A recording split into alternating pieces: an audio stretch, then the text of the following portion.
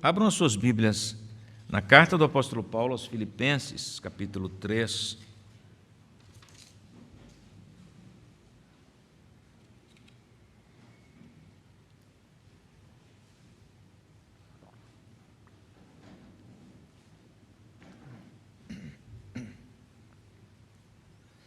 Carta do apóstolo Paulo aos Filipenses, capítulo 3.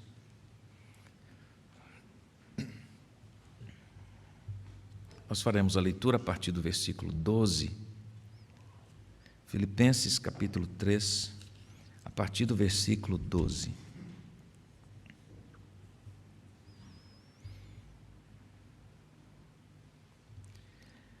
Não que eu já tenha recebido isso, ou já tenha obtido a perfeição, mas prossigo para conquistar aquilo para o que também fui conquistado por Cristo Jesus.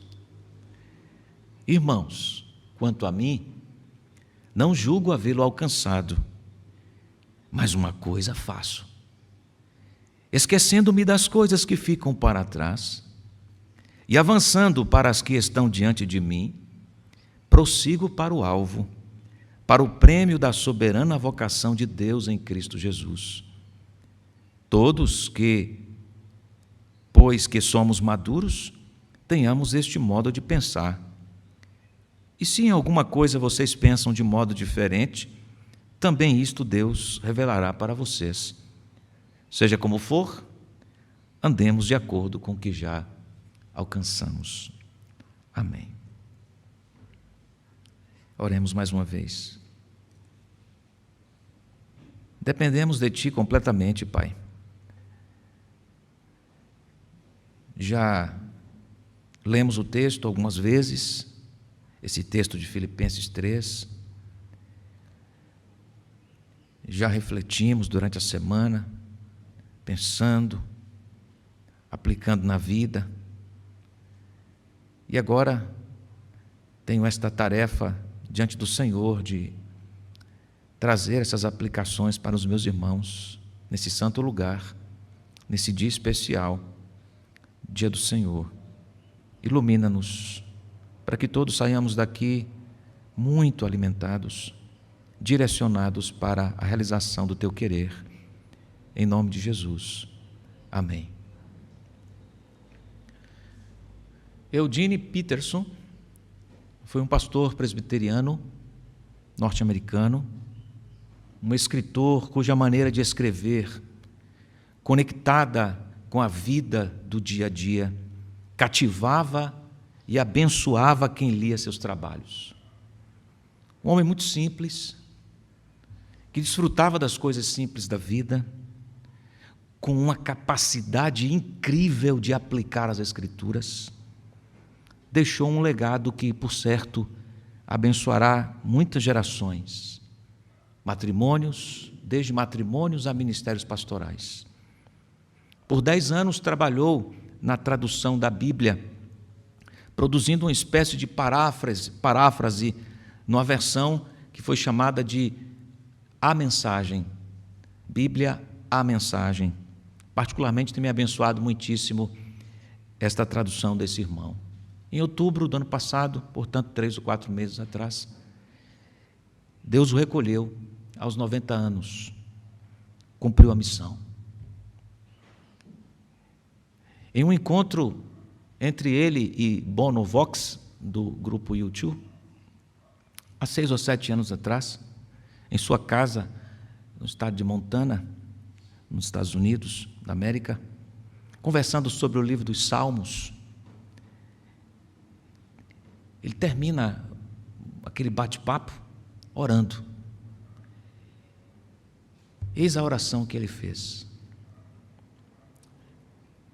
Que possamos terminar os nossos dias servindo ao Senhor com poesia, arte e música, encontrando uma maneira de participar do que o Senhor faz e do que o Senhor está fazendo, sem especulação sobre chances, oportunidades, fazendo o que estiver à mão e aquilo que o Senhor já começou a fazer. Sabendo que não tinha muito tempo, Ali estava Eudine, desejando servir ao Senhor e pedindo mais progresso na fé. Que estupendo! Que testemunho estimulador! Glória a Deus pela vida de servos como este. Essa seção que compreende os versos 12 a 16 da carta aos Filipenses, observamos a orientação feita pelo apóstolo Paulo aos irmãos em Filipos, a fim de que eles nunca deixassem de progredir na fé. E vamos considerar aqui, muito brevemente, algumas instruções sobre no rumo do progresso em Cristo. No rumo do progresso em Cristo, primeiramente, devemos perseguir o ideal todos os dias. No rumo do progresso em Cristo, devemos perseguir o ideal todos os dias.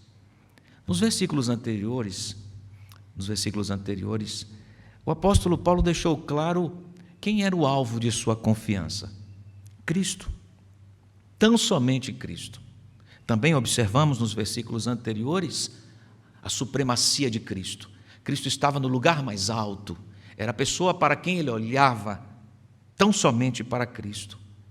Mesmo diante das suas conquistas na terra, Paulo olhava para Cristo. As suas supostas conquistas humanas, a sua afirmação no versículo 7 é muito emblemática. Mas o que para mim era lucro, isto considerei perda por causa de Cristo. E tudo que vem a seguir está amarrado com esta confissão de dependência e suficiência em Cristo Jesus. E é muito forte.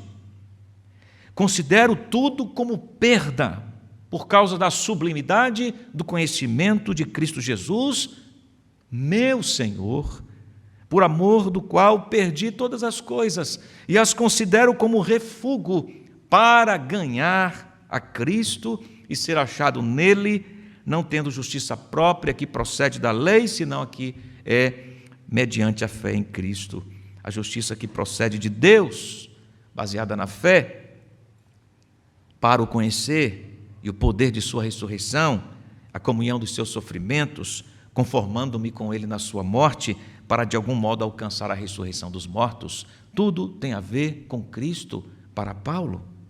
Atente aqui para os verbos no infinitivo: ganhar a Cristo, conhecer, versículo 10, alcançar dentre os mortos a ressurreição, versículo 11, versículo 12, conquistar. E esses verbos no infinitivo comunicam, sem dúvida alguma coisa. O que é que comunicam esses verbos no infinitivo aqui? Todos falam de um anseio progressivo, de uma tarefa inacabada. Ainda não acabou. Todos falam de um ideal a ser perseguido. Prossigo, corro com determinação, com empenho, para conquistar aquilo para o que fui conquistado por Cristo. Essa consciência de um progresso contínuo estava no coração de Paulo e fazia parte da sua agenda, sem dúvida alguma. Na primeira carta ainda aqui, na primeira carta aos Coríntios, capítulo 9, versículos 24 e 27, ele já tinha enfatizado, ele também enfatiza esta ideia. E é possível que o grupo de judaizantes que defendia a necessidade da circuncisão, anunciando a possibilidade de alcançar a perfeição aqui, nesse mundo, a partir do cumprimento externo e cerimonial dos ritos, estivessem aqui sob as vistas de Paulo para a contradição, a refutação. Essa doutrina que entendia que nós podemos ser perfeitos aqui, que era plantada pelos judaizantes, parte deles, a crença que nesse mundo alcançamos a perfeição, não encontra voz nas Escrituras. Pelo contrário, no verso 12 o apóstolo registra que há um alvo, sim. Esse alvo é a perfeição, sim. E perfeição significa a semelhança com Cristo. É o que ele chama aqui de aquilo para o que fui conquistado por Cristo. É o prêmio da salvação em sua totalidade. O prêmio da salvação em sua totalidade é a semelhança com Cristo. É a bênção de sermos parecidos com Cristo Jesus. E esse ideal, Paulo admite, ainda não atingiu nessa vida terrenal. Ele ainda não é plenamente, quando escreveu, não era plenamente parecido com o Senhor Jesus. Esse é o alvo para o qual ele está caminhando, e o alvo que é destacado aqui. Ele admite, então, que ainda não atingiu esse ideal aqui. Agora veja que impressionante. Mesmo tendo essa consciência de que nesta vida não havia ele ainda alcançado essa plena semelhança com Cristo, decide persegui-la. Não julgo haver alcançado a perfeição. Repito, perfeição aqui é semelhança com Cristo. E ele diz: ainda não alcancei essa perfeição. Todavia, dia após dia, prossigo para alcançá-la.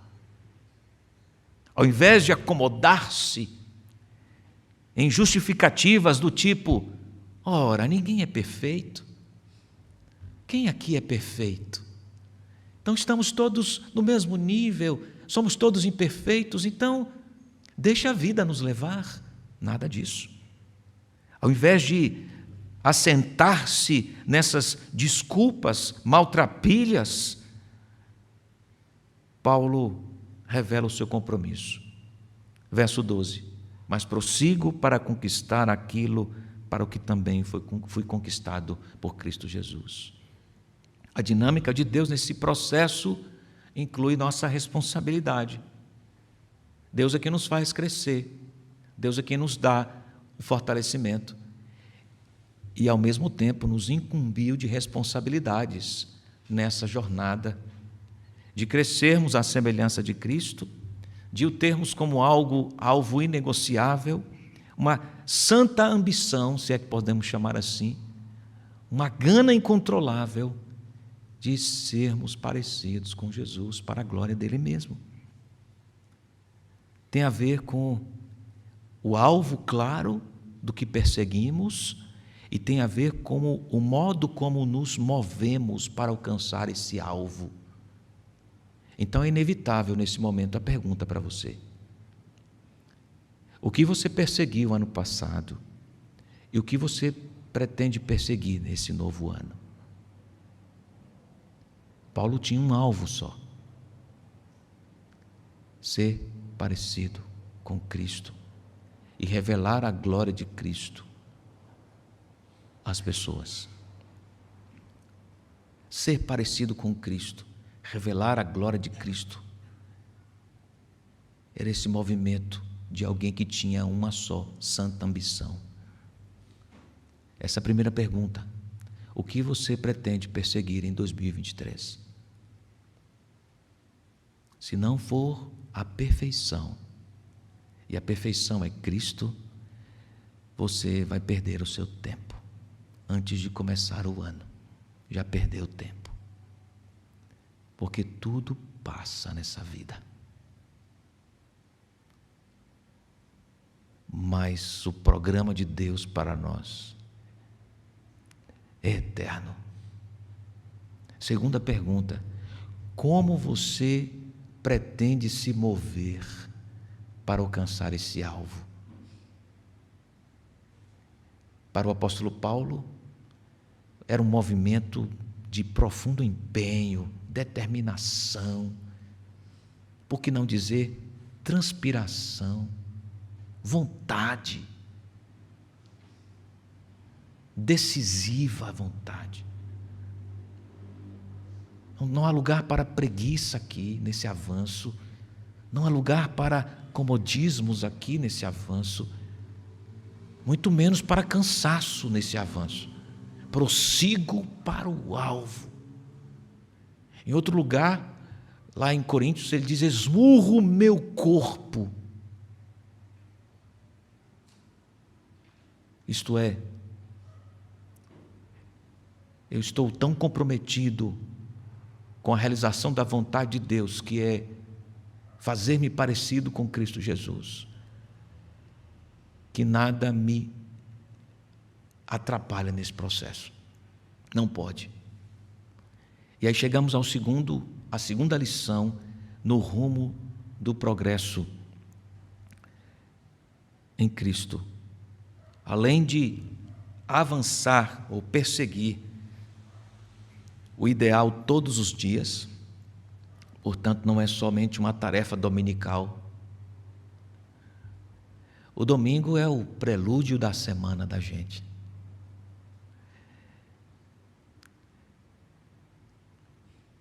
A sua semana será pautada pelo seu domingo. Guarde isso, por favor.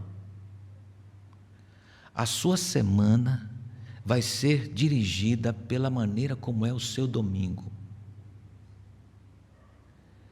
Não é fortuita a instrução, inadequada, não caducou com o passar do tempo, não foi uma mensagem para uma época só e acabou. A declaração de Gênesis sobre o trabalho do Criador. Ali era um mandato para todas as épocas. E Deus trabalhou 6 dias e no 7º descansou. E à luz da teologia sã, da harmonia das Escrituras, nós vamos observar que esse descansar tem esse viés teológico para o Shabat, o dia do Senhor. Na leitura do Novo Testamento, o domingo do Senhor. Então, a maneira como nós lidamos com o domingo é especial. Por isso nós encontramos profecias no Antigo Testamento de Deus revelando, denunciando o pecado do seu povo, e um dos erros frequentes do povo era a desconsideração do Shabat, do dia do Senhor. E Deus diz: vocês quebraram o meu dia. E diz mais: este é um mandamento vitalício, perpétuo. Com toda essa beleza teológica do Shabat, do dia do Senhor, nós também admitimos que não é só o domingo, o dia da nossa alimentação. Essa perseguição do ideal também deve acontecer amanhã, terça-feira, quarta, na semana. Ainda que admitamos que o domingo é esse trampolim vital para a semana, mas a gente não pode resumir toda a alimentação, todo o empenho com o nosso movimento dominical só. Tem gente que não lê a Bíblia na semana e quer crescer, quer alcançar o ideal, sequer ora e quer ser parecido com Jesus. Não há transpiração, não há esforço, não há empenho da parte. O entendimento da doutrina da graça, que tudo é por Deus, não anula a nossa responsabilidade, a nossa transpiração, irmãos. Tem muita gente querendo justificar a sua preguiça espiritual, seu estado de leniência, vagareza, dizendo que tudo é pela graça. Não entendeu o que é a graça de Deus, não. Tudo vem de Deus, o querer e o realizar, sem dúvida alguma. E dentro do querer e realizar, Deus quis apresentar que nós somos responsáveis. Simples assim. E deseja relacionar-se conosco na semana. Paulo perseguia o ideal todos os dias. Oh, santo de Deus! Você quer ser um homem parecido com Jesus para abençoar sua mulher, seus filhos? Você precisa buscar esse ideal todos os dias. Como será possível se os seus filhos nem te veem como homem de oração? Um homem que ama a palavra. Como será possível? Filho, você que quer alcançar o seu pai para Cristo, se o pai não vê você lidando com a Escritura, não vê você orando em casa, só vê você, só lembra que você é crente quando você pega a Bíblia no domingo para ir à igreja. Mas na semana, perseguir o ideal todos os dias, coisa linda, coisa linda, quando os filhos veem o pai chorando de joelhos, orando a Deus em casa, lendo a palavra, a mãe, o pai, que testemunho abençoado, meu pai está lendo a Escritura.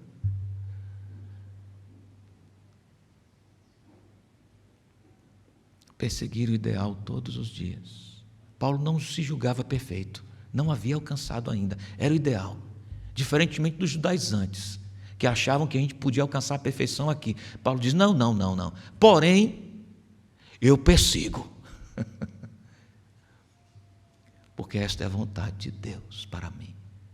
Segunda coisa, então, no rumo do progresso em Cristo, além de perseguir o ideal todos os dias, esquecemos do que ficou para trás. Versículo 13. Uma coisa faço. Ele diz assim, uma coisa persigo, e considero tudo como perda, por causa de Cristo. Aí depois ele diz, uma coisa faço, esquecendo-me das coisas que para trás ficam. O que esquecer, irmãos? O que são as coisas que ficam para trás?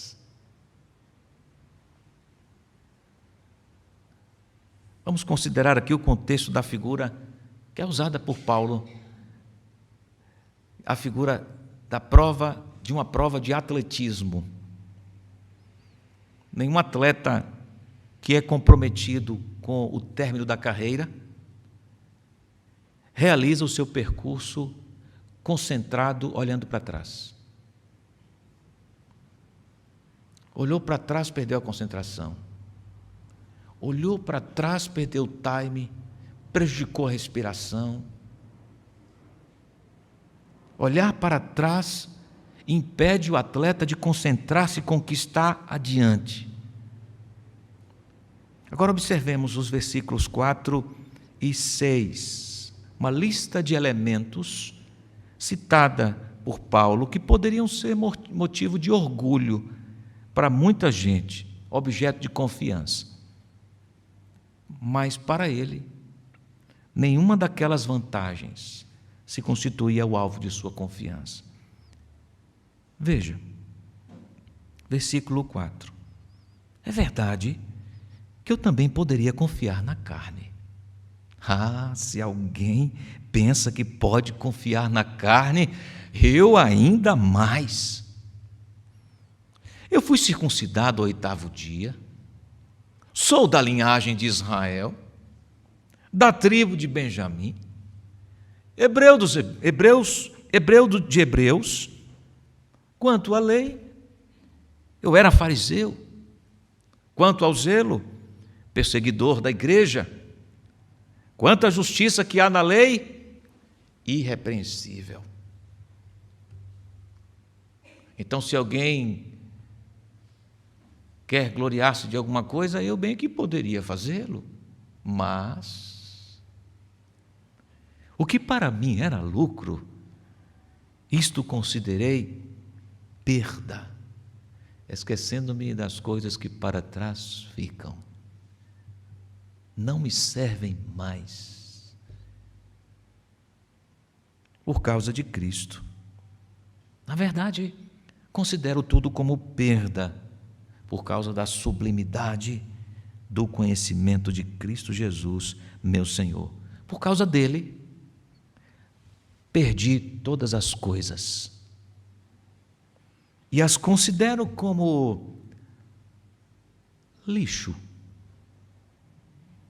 para ganhar a Cristo e ser achado nele, não tendo justiça própria, que procede de lei, mas aquela que é mediante a fé em Cristo, a justiça que procede de Deus, baseada na fé. Todo o peso, todo o foco que era próprio da vida outrora de Paulo, do passado, não serve mais para ele. Porque ele persegue outra coisa.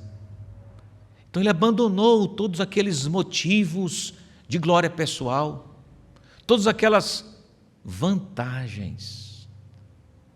Considerei como perda. Ele considerou tudo aquilo como peso, que poderia atrapalhar na perseguição do ideal. Então ele se desliga de todo o peso na corrida.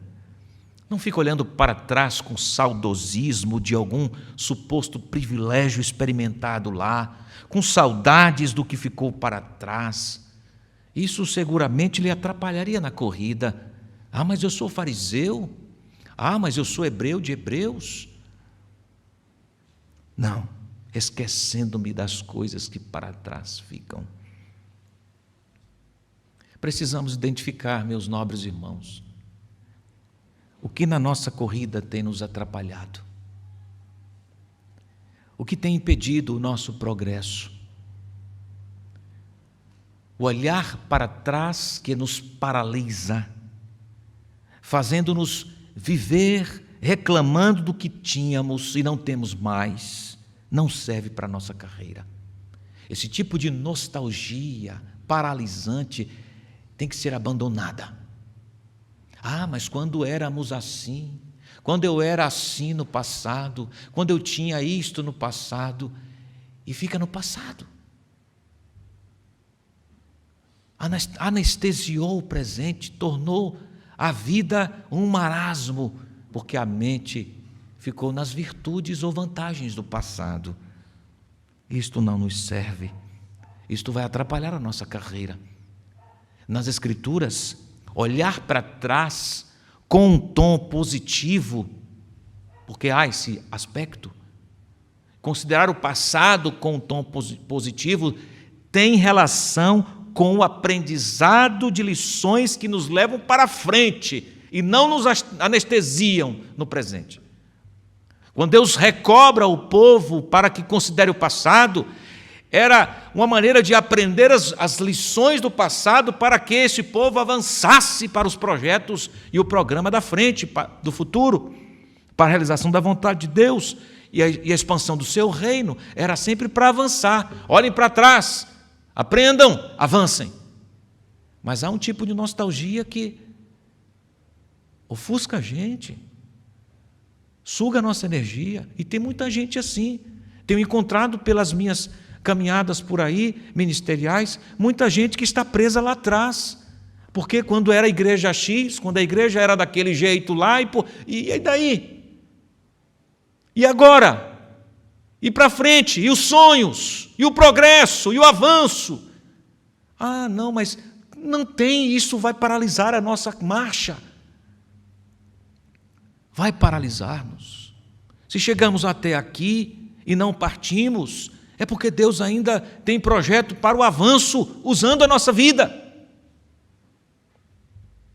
Nostalgia que paralisa deve ser deixada para trás. Paulo identifica algumas dessas nostalgias. E ele já mencionou aqui. Ele diz, sabe de uma? Esqueço dessas coisas, as considero como perda, porque há algo melhor lá na frente me esperando. E se chama ser semelhante a Cristo. Cristo é a pessoa. Cristo é a pessoa. Nostalgia por nostalgia não nos serve para nada. É preciso ter isso em mente. Esquecemos do que ficou para trás. No rumo nosso do progresso em Cristo, nós nos esquecemos do que ficou para trás. Onde está a sua mente, querida irmã, querido irmão? Por que você já não sonha mais com esse programa de Deus? Por que não há mais paixão nos seus olhos? Ficou tudo lá atrás, foi? Não. Hoje Deus nos chama para que nos esqueçamos do que ficou para trás. Inclua aí seus fracassos, tá? Inclua seus erros. Confessou, deixou, perdoado foi por Deus. Avance, vai para frente, adiante, esquecendo-me das coisas que para trás ficam. Mas há uma terceira e última lição aqui que eu quero compartilhar com vocês, no rumo do progresso em Cristo. Primeira, lembrando, devemos perseguir o ideal todos os dias. A segunda,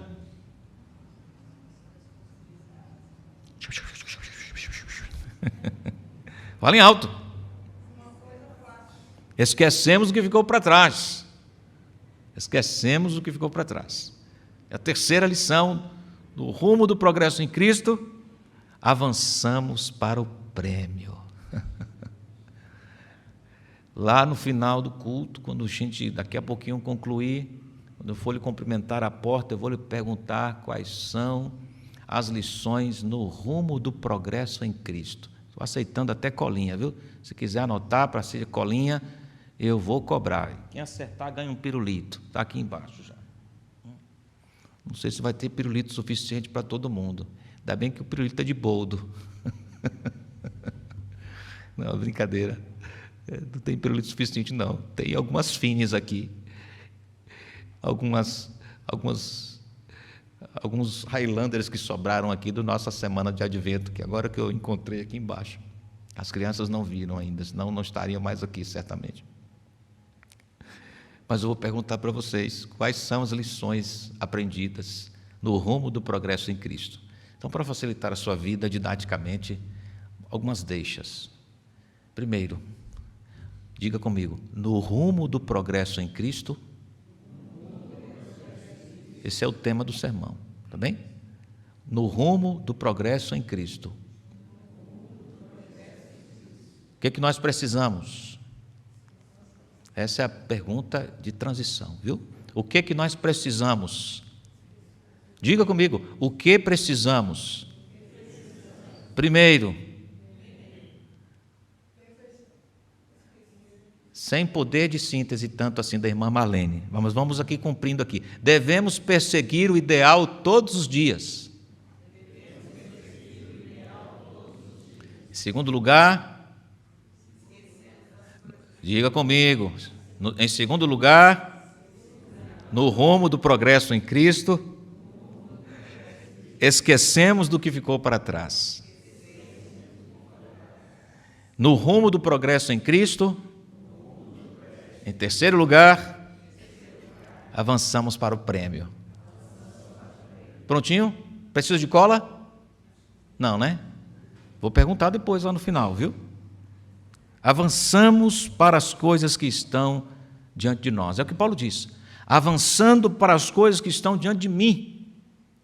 O verbo avançar aqui, literalmente, pode ser compreendido em sua figura no texto como uma ação de extremo esforço para projetar-se adiante. Sabe a figura de um elástico que depois de esticado é solto? Essa é a ideia aqui para avançar. Esse esticar ajuda no impulso em direção para frente, na direção frontal. É essa a ideia que Paulo usa para avançar, como eu me jogo para a frente, com tal qual uma flecha que é arremessada. O arco é envergado, provocando a impulsão para o dardo, para a flecha. Eu me lanço à frente para o prêmio. Outra figura possível aqui, para entender esse verbo avançar, é aquela figura que nós costumamos ver numa prova muito apertada de maratona, que especialmente de 100 metros, 200 metros, que são provas de explosão e velocidade, e que está ali quase testa a testa, não é? Nariz com nariz, para decidir a medalha olímpica. Não tem mais Usain Bolt agora, não é? Mas tem corredores velozes. E ali, na última linha, os corredores fazem o quê? Eles se projetam. Claro que quem tem o nariz maior, sem dúvida alguma, leva algum tipo de vantagem aí, não é? Brincadeiras à parte, eles se projetam com todo o esforço do mundo. Essa é a ideia de avançar de Paulo. Aqui também pode ser entendida assim, como um esforço para a frente, não é? Que se projeta para cruzar a linha de chegada. Em Filipenses 2:2, nós já observamos isso também, quando Paulo diz assim: desenvolvei a vossa salvação com tremor e temor. Isto inclui motivação pura, estabelecimento de prioridade, foco firme do que se pretende, sem distrações, sem joelhos trôpegos, infalsos, mas é olhar fixo para o que está adiante. E o que está adiante? Qual é o prêmio aqui que Paulo lembra? O prêmio é o prêmio da soberana vocação de Deus em Cristo Jesus. O prêmio é Cristo. Sempre Cristo. O alvo é Cristo. A flecha alcança o alvo, Cristo. O alvo que deve ser alçado, visto pelos que foram conquistados por Cristo, é Cristo. O prêmio oferecido aos vencedores é a glória da comunhão eterna com Deus em Cristo. É a beleza de ser amigo de Deus por toda a eternidade e desfrutar das excelentes virtudes desse relacionamento proveniente da pessoa maravilhosa do Senhor. A soberana vocação de Deus em Cristo Jesus. Aí Paulo diz no verso 15, todos os que são maduros. Ele reconhece que os irmãos estavam se desenvolvendo na fé. E reconhece também que havia irmãos que ainda não estavam tão desenvolvidos assim, mas não deveriam se acomodar. Ele diz, olha, se alguém pensa diferente, Deus vai esclarecer. Estimulando os irmãos para que continuem evoluindo, crescendo, se desenvolvendo, avançando. Abra sua Bíblia na primeira carta de Pedro, capítulo 5, versículo 10, e notaremos aqui a harmonia das Escrituras e dos autores bíblicos inspirados pelo Espírito de Deus, anunciando a vontade de Deus. No capítulo 5, versículo 10, nós lemos assim: E o Deus de toda graça, que em Cristo os chamou à sua eterna glória, depois de vocês terem sofrido por um pouco, Ele mesmo irá aperfeiçoar, firmar, fortificar e fundamentar vocês. A Ele seja o domínio para sempre. O prêmio é Cristo Jesus. E nós, como Paulo, avançamos para o prêmio. Há muitos falsários por aí. Há muitos supostos redentores por aí. Todos eles são mentirosos e falsos, porque só há um Redentor, e é o prêmio dado por Deus ao pecador, Cristo Jesus. Por Ele e para Ele todo esforço é nobre. Nele nenhum trabalho é vão. Nenhum esgotamento físico é desnecessário, é inútil. É por Ele, irmãos. É para Ele. Tudo o que você fizer, seja em palavra, seja em ação, faça para Ele, porque Ele é o prêmio. O prêmio do seu casamento é Cristo. O prêmio do seu trabalho é Cristo. É o prêmio da vida. É Cristo. Avançamos em Cristo, irmãos. Caminhamos em Cristo. permanecemos em Cristo. No rumo do progresso em Cristo, e progresso é possível em Cristo, nós desenvolvemos, perseguimos o ideal todos os dias. Nós nos esquecemos das coisas que ficaram para trás e nós avançamos para o prêmio. Que Cristo seja o prêmio da sua vida, porque senão, nas palavras de certo autor, sua vida terá sido jogada no lixo. Você terá desperdiçado a sua vida. Se Cristo não for o prêmio, nada tem sentido. Que em 2023 cresçamos, avancemos em Cristo. Conheçamos mais a Cristo, busquemos mais a Cristo. Sejamos mais parecidos com Cristo, melhores, sendo menores em Cristo. Que o Senhor nos abençoe, nos ajude, nos assista nessa jornada de fé. Amém.